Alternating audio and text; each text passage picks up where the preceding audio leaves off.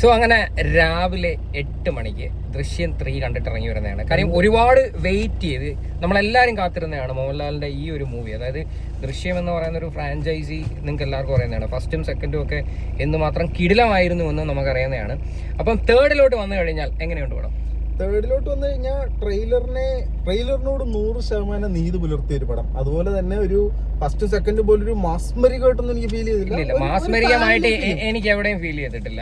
അതുള്ള കാര്യം പറയാം. ഫസ്റ്റും സെക്കൻഡും അതൊരു വേറെ ലെവൽ സാധനം തന്നെയാണ്. നമ്മൾ ഇങ്ങനെ അന്തം വിട്ടുപോയി. നമ്മൾ ഭയങ്കരമായിട്ട് ഞെട്ടുന്ന സാധനങ്ങളൊക്കെ ഉണ്ട്. ഈവൻ ആ മറ്റേ കോടതിയിലെ സീൻ എടുത്തു കഴിഞ്ഞാൽ അതൊക്കെ നമ്മൾ ഭയങ്കരമായിട്ട് ഞെട്ടുന്ന സാധനങ്ങളാണ്. പക്ഷെ ഇതിനകത്ത് ഈ പറയുന്നതിന് വേണ്ടിയിട്ടുള്ള ഒരു ഷോക്കിംഗ് ആയിട്ടുള്ള ഒരു എലമെന്റ്സ് കുറവാണ്. കാര്യം ഫാമിലിയുടെ പക്ക ഇമോഷൻ പറഞ്ഞു അതാണ്. അതായത് മോഹൻലാലിന്റെ ഇമോഷൻസ് ആണ് കൂടുതൽ ഇതിനകത്ത് കാണിക്കുന്നത്. പ്രത്യേകിച്ച് മോഹൻലാലിന് അറിയത്തില്ല തന്നെ ആരാണ് പണിയാൻ പോകുന്നത്, ആരാണ് കൂടെ നിന്ന് ചതിക്കുന്നത് എന്നും അറിയത്തില്ല. എവിടുന്ന പണി വരുന്നതെന്ന് മോഹൻലാൽ മുൻകൂട്ടി കണ്ടിട്ടുണ്ട്. ഇതിനകത്ത് പുള്ളി ഇരുട്ടി തപ്പിക്കൊണ്ടിരിക്കുകയാണ്. പണി വന്ന എങ്ങനെ റെസിസ്റ്റ് ചെയ്യണം എന്നൊക്കെ ഉള്ള സാധനങ്ങളൊക്കെ ഉണ്ടായിരുന്നു. പിന്നെ കുറെ പ്രിപ്പറേഷൻസ് ഒന്നും യൂസ് ചെയ്യേണ്ടതായിട്ട് വന്നതായിട്ട് എനിക്ക് തോന്നിയില്ല. നമ്മൾ അതൊക്കെ കാണുമ്പോഴത്തേനും നമ്മൾ ഭയങ്കര. പിന്നെ വേറെ കാര്യമുണ്ട്. ഫസ്റ്റ് നമ്മള് സെക്കൻഡിൽ മിസ് ചെയ്യുന്ന ഒരു കക്ഷിയുണ്ട്. അത് ഈ ഒരു മൂവിക്കകത്ത് നിങ്ങൾക്ക് കിട്ടും. ഞാനത് സ്പോയിലർ ആയിട്ട് പറയുന്നില്ല. അതൊക്കെ എന്തായാലും കുഴപ്പമില്ല. കുറച്ചുകൂടി സാധനങ്ങളുണ്ട്. പക്ഷെ അതങ്ങനെ ഭയങ്കര നമ്മളെ ത്രില്ലടിപ്പിക്കുന്ന ഒരു സാധനത്തിലോട്ടൊന്നും കൊണ്ടുപോകുന്ന എനിക്ക് തോന്നുന്നില്ല. മോശമൊന്നും പറയാൻ പറ്റത്തില്ല കേട്ടോ. അതെ അതെ മനസ്സിലായി. ചന്ദ്രനാണ് എന്ത് ബാക്കി ഇരുന്ന് പറയുന്നത്. നിനക്ക് പടം ഇഷ്ടപ്പെട്ടോ? പടം ചെറിയൊരു വലുതായിട്ടൊന്നുമില്ല. സാധാ ഓഡിയൻസിന് ഫാമിലി ആയിട്ട് നിങ്ങൾക്ക് തിയേറ്ററിൽ ചെന്നിരുന്ന് കാണാം. എന്തായാലും പറഞ്ഞ ഈ പടത്തിന് സ്പോയിലർ ആയി പോകും. അതുകൊണ്ടാണ് കൂടുതലായിട്ടൊന്നും പറയുന്നത്. ഇത് ബേസിക്കലി ആയിട്ട് ഫസ്റ്റിനെ സെക്കൻഡിനെ വെച്ച് ഇങ്ങനെ കമ്പയർ ചെയ്ത് കാണരുത്. ഓവറായിട്ട് എക്സ്പെക്ട് ചെയ്ത് നിങ്ങൾ ഈ സാധനത്തിന് പോകരുത്. ലാലേട്ടന്റെ ഒരു നല്ല പടം. ലാലേട്ടന്റെ അവസാന ഭാഗങ്ങളിലെത്തുമ്പോ ഒരു ചെറിയൊരു സാധനമൊക്കെ ഉണ്ട്. ഇനി എന്റെ കുടുംബത്തെ തൊട്ടാലെന്നൊക്കെ പറയുന്ന ഒരു കിടിലമായിട്ടുള്ള ഒരു സംഭവമൊക്കെ ഉണ്ട്. അപ്പൊ ജോർജ് കുട്ടി സത്യം പറയാൻ എന്റെ വരെ അതേ കണക്ക് തന്നെ ജോർജ് കുട്ടിയുടെ ഓപ്പോസിറ്റ്, അതായത് കഴിഞ്ഞ ഈ ഫസ്റ്റിലും സെക്കൻഡിലും ഒക്കെ കണ്ടേക്കുന്ന ആൾക്കാരുടെയൊക്കെ വേറൊരു ഫേസും നിങ്ങൾക്ക് കാണാനായിട്ട് പറ്റും. അത് പുള്ളിക്കാരന് തന്നെ അറിയില്ല ആരൊക്കെ പണിയും എവിടൊക്കെ എന്തൊക്കെ വരും. പക്ഷെ ഒരു വട്ടം വാച്ച് ചെയ്യാം, അത്രേ ഉള്ളൂ. ത്രെട്ട് അത് തന്നെയാണ്. പുള്ളിക്ക് പണി വരുമെന്ന് പറഞ്ഞിട്ട് പുള്ളി അതിന് പ്രിപ്പയർ ചെയ്തോണ്ടിരിക്കുന്നത് തന്നെയാണ് സാധനം. ഇതിലും പ്രിപ്പയർ ചെയ്യുന്നുണ്ട്. പിന്നെ എനിക്ക് തോന്നുന്നു ഫോർത്തിലേക്ക് ഒരു ലീഡ് വിട്ടു വെച്ചിട്ടുണ്ട്. അത് വരാനുള്ള സാധ്യത ഉണ്ട്. അത് ശരിയാണ്. ഫോർത്തിലോട്ട് ഒരു ലീഡ് ഇതിനകത്ത് കൊടുത്തിട്ടുണ്ട്. മേ ബി ഇവരിനി ഉദ്ദേശിച്ചത് ഇനി ഇത് പൊട്ടിക്കഴിഞ്ഞാൽ അതിനകത്ത് കിടിലമാക്കാമെന്ന് മേ ബി അവർ ഉദ്ദേശിച്ചിട്ടാണോ എന്ന് എനിക്ക് അറിയത്തില്ല. പക്ഷെ ഫോർത്തിലോട്ടൊരു ലീഡ് ഈ പടത്തിൽ കൊടുത്തിട്ടുണ്ട്.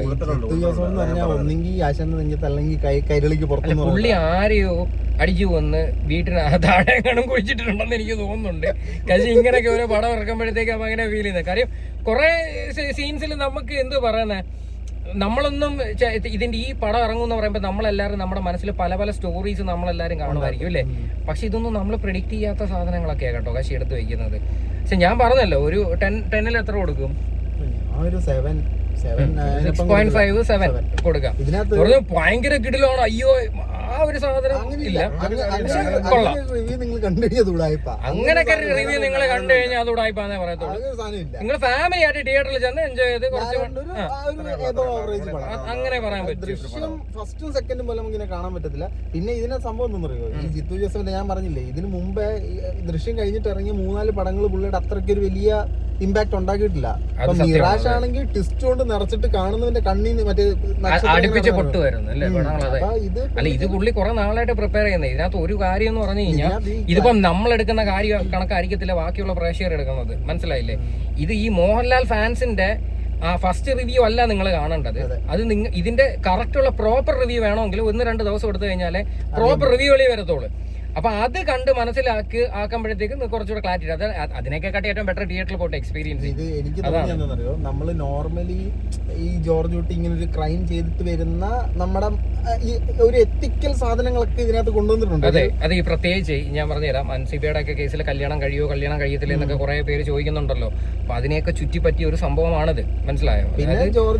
അതിനെയൊക്കെ ചുറ്റിപ്പറ്റിയിട്ട് അയാളുടെ ഫാമിലിയെ പിന്നെ പ്രൊട്ടക്ട് ചെയ്യാനായിട്ട് ശ്രമിക്കുന്നതായിട്ടുള്ള ഒരു സ്റ്റോറി. എക്സ്ട്രീംലി റിച്ച് ആയി. അതിനനുസരിച്ച് പുള്ളിയുടെ രീതികൾ മാറി, അപ്രോച്ച് ചെയ്യുന്ന രീതികൾ മാറി, എല്ലാം മാറി. പിന്നെ ഇത്രയും നാള് കടന്നു വന്ന വഴികളിൽ മറ്റേ ജോർജ് കുട്ടി സ്വന്തം കുടുംബത്തെ പ്രൊട്ടക്ട് ചെയ്യുന്ന സമയത്ത് വേറെ കുടുംബങ്ങൾക്കും ഒരുപാട് പണികൾ കിട്ടിയതിനെ പറ്റിയിട്ടും വ്യക്തമായിട്ട് നമ്മൾ ചിന്തിക്കുമ്പോഴേ ഈ ജോർജ് കുട്ടി ആ കുടുംബത്തെ രക്ഷിക്കുന്ന പോലെ തന്നെ പ്രഭാകറിന് കുടുംബമുണ്ട്, അതേപോലെ കൂടെ നിന്നവർക്കൊക്കെ കൂടെ നിന്ന് എല്ലാവർക്കും കുടുംബങ്ങളുണ്ട്, കൂടെ നിന്ന് ആൾക്കാർക്ക് ജോലിയുണ്ട്, ആ ജോലികൾ നഷ്ടപ്പെടും, മനസ്സിലായോ? അങ്ങനെയൊക്കെയുള്ള കുറെ എലമെന്റ്സ് ഉണ്ട്.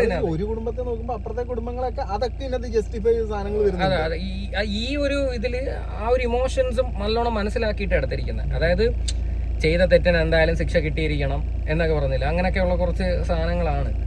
എന്തായാലും ഇതിൽ ചെറിയ നിരാശയുണ്ട് കേട്ടോ, അതില്ലെന്ന് പറയുന്നില്ല. അത് ഫസ്റ്റ് ഡേ തന്നെ വന്ന് അതിനകത്ത് ടോട്ടലി പുള്ളി ഞാൻ നെഗറ്റീവ് പറയുന്നില്ല. ടിക്കറ്റ് ഇല്ലാഞ്ഞിട്ട് രാജരാമാൻ 1200 രൂപ ടിക്കറ്റ് എടുത്തത് 3. അപ്പോൾ എന്തായാലും തിയേറ്ററിൽ തന്നെ വന്ന് നിങ്ങൾ മാക്സിമം ഈ പടം എൻജോയ് ചെയ്ത് ഫാമിലി ആയിട്ട് കാണാനായിട്ട് നോക്ക്. അല്ലാതെ നമ്മളിത് പറഞ്ഞത് സ്പോയിൽ ചെയ്യുന്നില്ല. പക്ഷെ എനിക്കൊരു ഭയങ്കര വലിയ ഒരു ഭീകര ഐറ്റമായിട്ടൊന്നും എനിക്ക് എവിടെയും തോന്നിയിട്ടില്ല. എനിക്ക് കുറച്ച് ലാലേട്ടന്റെ സാധനങ്ങളൊക്കെ എനിക്ക് ഗൂസ് ബംസ് വന്നിട്ടുണ്ട്, കുറച്ച് സാധനങ്ങൾ. പക്ഷെ നമ്മള് ആദ്യം ഫസ്റ്റും സെക്കൻഡും ഒക്കെ എന്ന് പറഞ്ഞാൽ നമ്മൾ ത്രില്ലടിച്ചിരിക്കുന്ന ഒരു സാധനങ്ങളാണ്. പക്ഷെ ആ ഒരു എക്സ്പെക്ടേഷനെ മീറ്റ് ചെയ്യാൻ പറ്റിയിട്ടില്ല, നമ്മൾ തുറന്നു പറയണം. ആ ഒരു എക്സ്പെക്ടേഷനെ മീറ്റ് ചെയ്യാൻ പറ്റിയിട്ടില്ല. അതുകൊണ്ട് ഇനി പടത്തിന്റെ ഭാവി എന്താവും അറിയത്തില്ല. പക്ഷെ മോശം എന്ന് പറയാൻ പറ്റത്തില്ല, അത്യാവശ്യം നല്ലൊരു സ്റ്റോറി ഉണ്ട്. എത്ര കോടി അടിക്കുന്നത് പറയും, 100 കയറുമെന്ന് എനിക്ക് ഫീൽ ചെയ്യുന്നില്ല. എനിക്ക് ബേസിക്കലി ഫീൽ ചെയ്യുന്നില്ല. ലാലേട്ടന്റെ ഫാൻസ് മേ ബി കുറച്ച് ആൾക്കാർ ഉണ്ടായതുകൊണ്ട് കുറച്ചൊന്നും അത് ഇത് മോശം പടമെന്നല്ല കേട്ടോ പറയുന്നത്, മോശം പടമെന്നൊന്നും എവിടെയും പറയുന്നില്ല. അതിന്റെ ആവറേജ് മൂവി, അതിന്റെ തേർഡ് എന്ന് പറയുമ്പോൾ നമ്മൾ അതിനെ വെച്ച് കമ്പയർ ചെയ്യുമ്പോൾ വിചാരിച്ചൊരു ഒരു ആവറേജ് മൂവി, അല്ലാതെ ഭീകരമാണെന്നും പറയുന്നില്ല, ഒന്നും പറയുന്നില്ല. ഒരു ആവറേജ് മൂവി നമുക്ക് പോയി കണ്ട് കുറച്ച് സമയം നമുക്ക് എൻജോയ് ആയിട്ട് വരാം. അവിടെ ഫസ്റ്റ് ഹാഫിൽ തന്നെ ലവ്മാര് വന്ന് റിവ്യൂ ഒക്കെ എടുക്കുന്നുണ്ടായിരുന്നു ഇന്റർവെല് വരെ കണ്ട്. എന്ത് പറയാം, ഇന്റർവെല് പക്ഷെ നിർത്തുന്ന ഒരു പോയിന്റ് ഉണ്ടല്ലോ, അത് കിടിലോ കേട്ടോ. ഇന്റർവെല് വരെ ഭയങ്കര അത്യാവശ്യം നല്ല ലാഗാണ് ഈ മൂവി. ഇന്റർവെൽ ബ്ലോക്ക് ബ്രേക്ക് ചെയ്യുന്ന സാധനമുണ്ട്, കിടില സാധനമാണ്. നമ്മള് മിസ് ചെയ്തൊരു സാധനമുണ്ട് അതില്. ആ ഒരു ഇന്റർവെൽ കൊണ്ട് നിർത്തുമ്പം അത് കൊള്ളാൻ കേട്ടോ. അപ്പൊ നമ്മൾ ഒരുപാട് എക്സ്പെക്ട് ചെയ്യും, പിന്നെ ബാക്കി അങ്ങോട്ട് അതേപോലെ വലിക്കാൻ പറ്റിയില്ല. ചില ആംഗിളൊന്നും അത് അതേപോലെ കൊണ്ടുപോകാനായിട്ട് പറ്റിയിട്ടില്ല. പിന്നെ ഒരുപാട് എക്സ്ട്രാ കഥാപാത്രങ്ങൾ വന്നിട്ടുണ്ട് അല്ലേ, കുറെ കഥാപാത്രങ്ങൾ കൊണ്ടുവന്നിട്ടുണ്ട്. ഇതിനകത്ത് വേറൊരു മെയിൻ കാര്യമുണ്ട്. ഇതിനകത്ത് ആ നടിയുടെ പേരെന്താ, വീണയോ? വീണ ഭയങ്കര ട്വിസ്റ്റ് ആണ് കേട്ടോ. വീണ എന്തുകൊണ്ടാണ് ഈ കേസിൽ ഇറങ്ങുന്നതെന്നൊക്കെ നിങ്ങൾക്ക് ഏകദേശം ധാരണകൾ കിട്ടിയിട്ടുണ്ട്. കുറെ കമന്റ് ബോക്സിലൊക്കെ അത് കാണാൻ പറ്റും. വീണ ഒരാളുടെ മകളാണ്, മനസ്സിലായ? വീണ എന്തുകൊണ്ട് ഇതിനകത്ത് വരുന്നു, വീണ എങ്ങനെയാണ് കേസ് അന്വേഷിക്കുന്നത്, അതിനെ എങ്ങനെ തിരിക്കുന്നത്, നിങ്ങൾക്ക് അത് കൂടുതൽ അത് മനസ്സിലാക്കാനായിട്ട് പറ്റും. അതൊക്കെ കൊള്ളാം. സോഷ്യൽ മീഡിയയിൽ ഉള്ളവരൊക്കെ താറ്റി വിടുന്നുണ്ട് കേട്ടോ, അത് ശരിയാണ്. എന്തായാലും കൊള്ളാം. അത് ഈ ദൃശ്യം 1 ഉം 2 എന്ന് പറഞ്ഞാൽ ഒത്തിരി പഴയ കാലഘട്ടം, ഇപ്പൊ ഒത്തിരി അഡ്വാൻസ്ഡ് ആയിട്ടൊരു കാലഘട്ടത്തിൽ അതെങ്ങനെ പോകുന്നു എന്നുള്ള ഒരു സാധനങ്ങളൊക്കെയാണ്. പിന്നെ അതുപോലെ തന്നെ മൊബൈൽ ട്രാക്കിങ്ങും പിന്നെ വേറൊരു കാര്യം ഞാൻ ഇന്നത്തെ മിസ് ചെയ്ത ഒരു കാര്യം ഓപ്പൺ ആയിട്ട് പറയാം. ഈ പറയുന്ന ഗീതാ പ്രഭാകരന്റെ അവരുടെ എന്തെങ്കിലും ഒരു സംഭവം ഇതിനകത്ത് കൊടുക്കണ്ടായിരുന്നു. അവര് ഒരു പ്രോപ്പർ ഒരു ഡയലോഗ് പോലും ഇല്ലാതെ, അതാ അവരെ ഒരിടത്ത് ഇങ്ങനെ ഡിപ്രസ്ഡ് ആയിട്ട് കൊണ്ടുവന്ന് ഇരുത്തിയിരിക്കും എന്ന് പറയുന്നതിനകത്തോട്ട് എനിക്ക് ബേസിക്കലി വലിയ യോജിപ്പില്ല. ഒരു റോളും ഇല്ലാത്ത ഒരു ക്യാരക്ടർ. സിദ്ദിഖ് പിന്നെയും കൊള്ളാം.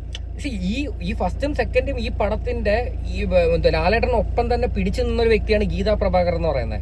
ഗീതാ പ്രഭാകരന് ഒരു ഡയലോഗ് ഒന്നും കൊടുത്താതെ വെറുതെ അവിടെ പിടിച്ചിരുത്തി ഡിപ്രഷൻ അടിച്ചിരിക്കുക എന്ന് പറയുന്നതിനകത്തോട്ട് നമ്മൾക്ക് ബേസിക്കലി ഉൾക്കൊള്ളാൻ പറ്റത്തില്ല. മുരളി ഗോപിയും വലിയ സംഭവമല്ല, പക്ഷെ സെക്കൻഡിലേക്ക് എന്ത് കിടിലായിരുന്നു. വേറൊരു കഥാപാത്രം ഇതിലേക്ക് കയറി വരുമ്പോ അവരെ നൈസ് അങ്ങ് സൈഡാക്കി. അതെ, അതെനിക്കൊരു അതിന്റെ പിന്നെ എല്ലാവർക്കും ഒരു ഇമ്പോർട്ടൻസ് കൊടുക്കേണ്ടായിരുന്നു. ഗീതാ പ്രഭാകർ എന്ന ആ ഒരു ക്യാരക്ടറിനെ പറ്റി പറയുമ്പോൾ തന്നെ എല്ലാവർക്കും, ഈവൻ ലാലേട്ടനോട് ചോദിക്കുമ്പോൾ ലാലേട്ടൻ പറയുന്നുണ്ട് എനിക്ക് ഏറ്റവും ഇഷ്ടം ആശാശേരത്തിന്റെ റോളാണ്. കാര്യം അവരാണ് അടിപൊളിയായിട്ട് നല്ല രീതിയിൽ പെർഫോം ചെയ്യുന്നുണ്ട്, മനസ്സിലായ? ഭയങ്കരമായിട്ട് മിസ് ചെയ്യുന്നുണ്ട്. അതൊക്കെ വന്നിട്ടുണ്ടായിരുന്നുണ്ടല്ലോ, ആ പഴയ ആ ഒരു മൂഡ് ക്രിയേറ്റ് ചെയ്തേനെ. ടോട്ടൽ ഒരു മൂഡുണ്ടല്ലോ നമ്മളെ ഈ ദൃശ്യം ഫസ്റ്റിന്റെയും സെക്കൻഡിന്റെയും ആ ഒരു മൂഡ് നമ്മൾ ക്രിയേറ്റഡ് ആയേനെ. പക്ഷെ അത് നിങ്ങൾ കാണുന്നവർ ആ കഥ മനസ്സിലിച്ചിട്ട് സാധനം കാണുക. ആ സിനിമ കണ്ടിട്ട് പോയി ഇത് കണ്ടു കഴിഞ്ഞാൽ ഇഷ്ടപ്പെടുന്നില്ല. അത് ഞാൻ ഒരിക്കലും പറയുന്നില്ല. മേ ബി നിങ്ങൾക്ക് അത് കമ്പയർ ചെയ്യാൻ പോലും പറ്റത്തില്ലായിരിക്കാം. ഈ ദൃശ്യം എന്ന് പറയുമ്പോൾ നമ്മുടെ മനസ്സിൽ മറ്റേ മാലപ്പടക്കം പൊട്ടുന്ന പോലെ ട്വിസ്റ്റുകൾ ഇട്ട് തിരിക്കുന്ന ഒരു പടമാണ്. അങ്ങനെ ഒരു പടക്ക സാധനമൊന്നും ഇല്ല.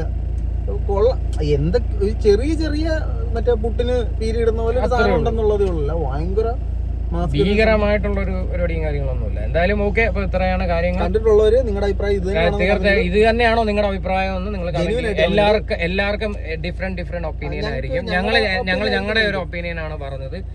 എവിടെയും പറയുന്നില്ല പടം അട്ടർ ഫ്ലോപ്പ് ആണെന്നൊന്നും പറയുന്നില്ല, ആവറേജ് മൂവി അത്രേ. കൊള്ളത്തില്ലെന്നൊരു ഒപ്പീനിയൻ പിന്നെ അതൊരു ആവറേജ് മൂവി അത്രേ ഉള്ളൂ. അതുകൊണ്ട് നിങ്ങളുടെ അഭിപ്രായങ്ങൾ നിങ്ങൾ തീർച്ചയായിട്ടും കമന്റ് ചെയ്യുക. എന്തായാലും ഫാമിലി ആയിട്ട് തന്നെ പോവുക. ഇതിന്റെ സ്പോയിലേഴ്സും കാര്യങ്ങളൊക്കെ ദൈവത്തോർത്ത് പടച്ചുവിടായിരിക്കും. അതിനകത്ത് വേറെ കുറച്ച് സാധനമുണ്ട്. ഞങ്ങളത് പറഞ്ഞു കഴിഞ്ഞാൽ പിന്നെ നിങ്ങൾ പോയിട്ട് പറയാനുമില്ല, അതുകൊണ്ടാണ് പറയാത്തത്. അമ്മ നമ്മൾ കാണിക്കുന്നില്ല. എന്നാലും നിങ്ങളുടെ അഭിപ്രായങ്ങൾ കമന്റ് ചെയ്യും.